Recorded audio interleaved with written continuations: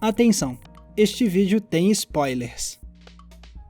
Quem imaginaria que um dos melhores filmes de zumbi dos anos 2010 teria vindo da Coreia do Sul?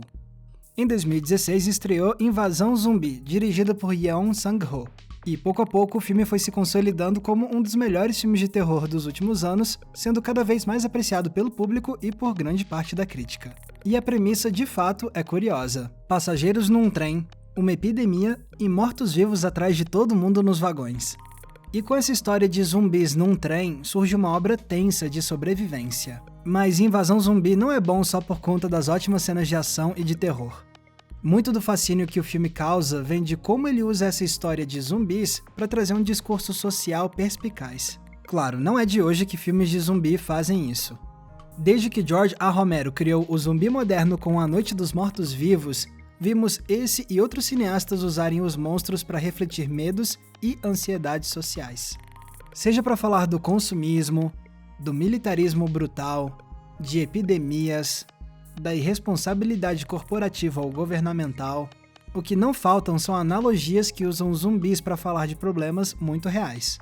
E Invasão Zumbi conseguiu dar continuidade a essa tradição muito bem.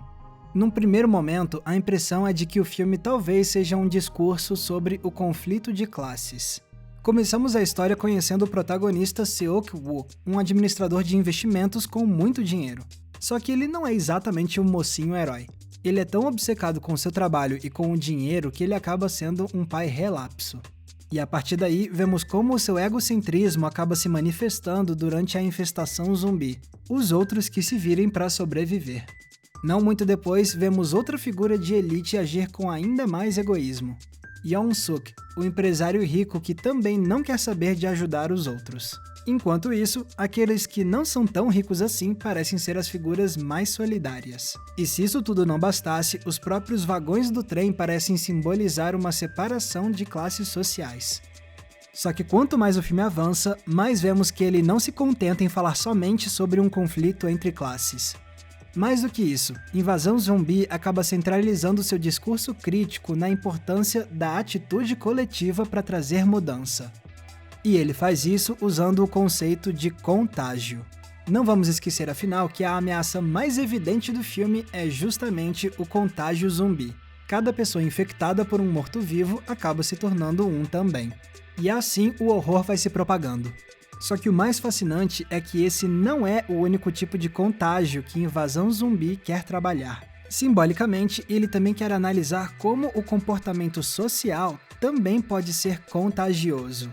Um dos momentos que melhor retrata isso é a tensa cena em que os personagens principais alcançam um vagão seguro.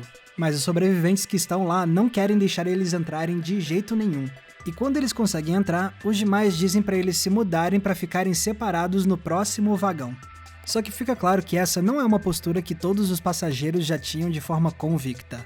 Pelo contrário, vemos que eles só agem assim porque Yeon-suk conta mentiras para criar pânico nos demais, usando esse medo para que todos façam o que ele mais quer: salvar ele mesmo antes de qualquer outra pessoa.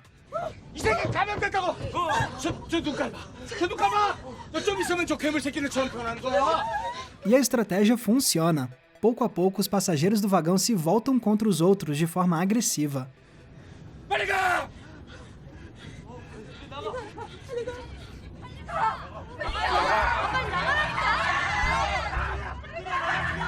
Ou seja, a postura de um homem causa medo para influenciar os demais a tomarem medidas drásticas. A falta de solidariedade acaba se espalhando como um vírus. Um contágio simbólico que pode ser tão letal quanto a infecção zumbi que assola o trem. Felizmente, também tem o outro lado da moeda, porque enquanto um grupo se deixa levar pelo sectarismo, outro grupo luta para que todos possam ser salvos. Só que essa postura só sobrevive porque ela também acaba se espalhando de forma contagiosa. Afinal, no começo, parece que quem quer cooperar são somente a pequena Swan, o casal que espera um bebê e as duas irmãs idosas. E assim, cabe a essas pessoas convencer os demais de que o melhor a fazer é lutar pelo bem de todos.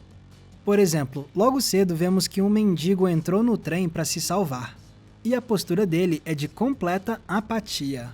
Ele tá tão apavorado que a única coisa que consegue fazer é seguir as orientações dos outros. Tem também o jovem jogador de beisebol que no começo do filme não quer socializar com ninguém do seu time. E por último, é claro, tem o protagonista, que, como já vimos, só quer saber de salvar a si mesmo e a filha.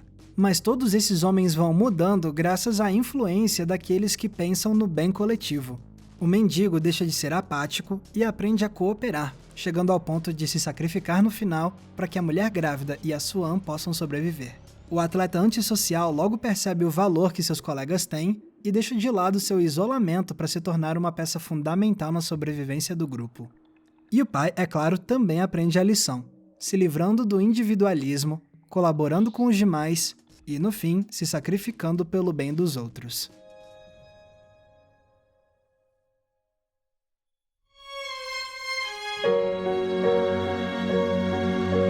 Quando eu percebi como o filme cria esses movimentos contagiosos também na atitude dos personagens, eu fiquei muito admirado, porque isso foi uma forma original de usar uma convenção clássica das histórias de zumbi, os humanos como ameaça. Há décadas vemos histórias desse gênero mostrarem que pessoas tentando sobreviver podem ser tão perigosas quanto os mortos-vivos. Só que em vez de só dizer, essas pessoas aqui são más e pronto, Invasão Zumbi tenta entender como é construída a visão ética de um grupo em meio a uma crise. E isso ajuda a explicar por que os personagens do filme são tão marcantes. Pro bem ou pro mal, a maioria deles passa por um intenso processo de transformação moral ao longo da história.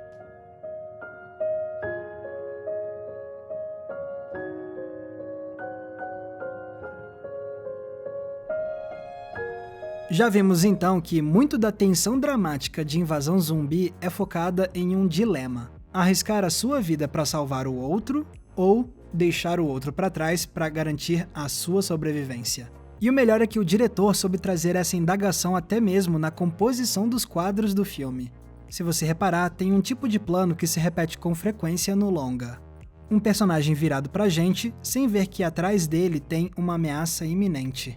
Uma estratégia que, para começo de conversa, já nos deixa tensos porque a gente sabe de algo que eles não sabem. Mas, além disso, esses planos nos convidam para o dilema da sobrevivência. Porque muitos desses momentos são filmados com um ponto de vista em primeira pessoa. Assim, é como se o filme estivesse nos transportando para aquele instante para nos perguntar: se você vê isso aqui na sua frente, o que você faz? Você corre para se salvar? Ou vai lá ajudar quem precisa ser salvo?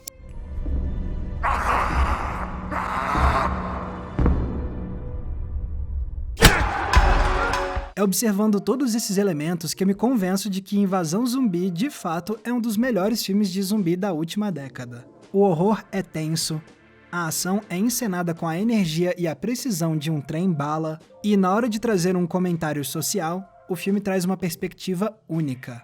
Porque Yeon Sang-ho pega a lógica do contágio zumbi e aplica ela nas ações dos personagens para demonstrar como o comportamento social também se espalha e afeta os outros. Um lembrete de que a forma como cooperamos ou deixamos de cooperar em sociedade pode ser uma questão de vida ou morte, mesmo que não tenhamos zumbis na nossa cola.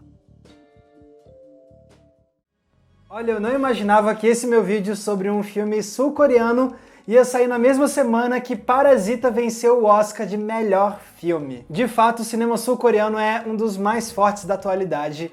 Filmes incríveis, incluindo Invasão Zumbi. E eu quero agradecer demais a todo mundo que é apoiador do Entre Planos no Apoia-se, porque são essas pessoas que ajudam a manter o Entre Planos vivo. E se você também quiser se tornar um apoiador, você pode. Você vai ajudar a gente a financiar o nosso trabalho e de quebra vai ganhar acesso a conteúdos exclusivos que eu preparo só para os nossos apoiadores. Para conferir todos os detalhes da nossa campanha, é só clicar no link que está aqui embaixo na descrição. Lembrando também que se vocês quiserem me acompanhar nas redes sociais, é só me procurar usando os nomes que estão aparecendo aqui embaixo. E não se esqueçam, é claro, de curtir esse vídeo e se inscrever aqui no Entre Planos para não perder nenhum dos nossos episódios. Mais uma vez, muito obrigado pela audiência, um abraço e até a próxima sessão.